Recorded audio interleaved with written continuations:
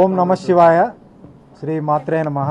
శ్రీశైల దేవస్థానంలో నేడు ధర్మకర్తలి మండలి 3వ సమావేశం నిర్వహించడం జరిగింది. ఈరోజు జరిగిన సమావేశంలో మొత్తం 55 అంశాల మీద చర్చించడం జరిగింది. వాటిల్లో 47 అంశాలను ధర్మకర్తలి మండలి బోర్డు ఆమోదించడం జరిగింది. 2 అంశాలను వాయిదా వేయడం జరిగింది. 1 అంశాన్ని తిరస్కరించడం జరిగింది. వీటిల్లో ఒక 5 అంశాలను తర్వాత నిర్ణయం తీసుకోవడం జరుగుతుందని బోర్డు ఆమోదించడం జరిగింది. వీటిల్లో ముఖ్యమైనటివి భక్తుల సౌకర్యార్థం అధునాతన క్యూ కాంప్లెక్స్ నిర్మాణానికి తీర్మానించడం జరిగింది. అలాగే శ్రీశైల క్షేత్రంలో ఒక దివ్యమైన భవ్యమైన 108 అడుగుల అర్ధనారీశ్వర విగ్రహం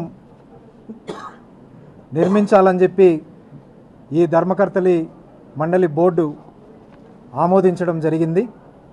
అలాగే హటకేశ్వరం దగ్గర ఉన్నటువంటి 15 ఎకరాల విశాలమైన స్థలంలో రేపు రాబో శివరాత్రి ఉగాదికి ఉత్సవాలకు పార్కింగ్ స్థలం ఏర్పాటు చేయడం కోసం ఈ బోర్డు ఆమోదించడం జరిగింది. అమ్మవారి ఆలయం ముందు పక్క ఉన్న మండపాన్ని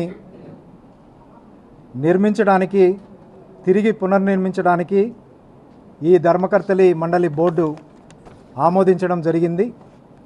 ముఖ్యంగా చెంచుగూడెల్లో ధర్మ ప్రచార కార్యక్రమంలో భాగంగా చెంచులు అందరికీ కూడా ఉచితంగా చీరలు మరియు పంచెలు ఇవ్వాలని ధర్మకర్తలి బోర్డు ఆమోదించడం జరిగింది.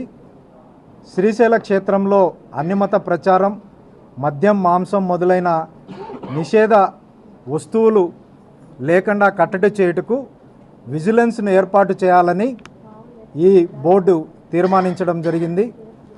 అలాగే భద్రతా కారణాల దృష్ట్యా దేవస్థానంలో ఎస్పీఎఫ్ సిబ్బందిని నియమించుటకు డిఎస్పీ స్థాయి అధికారి నియమించుట కొరకు ఈ ధర్మకర్తలి మండలి సమావేశంలో తీర్మానించడం జరిగింది.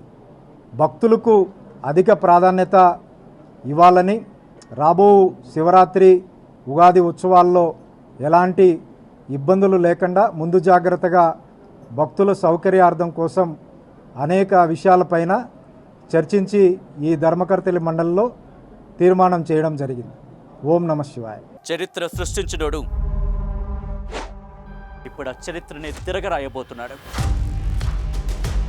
అబద్ధాల గోడల్ని బద్దలు కొట్టి నిజాలను రాగా మీ ముందుంచబోతున్నాడు.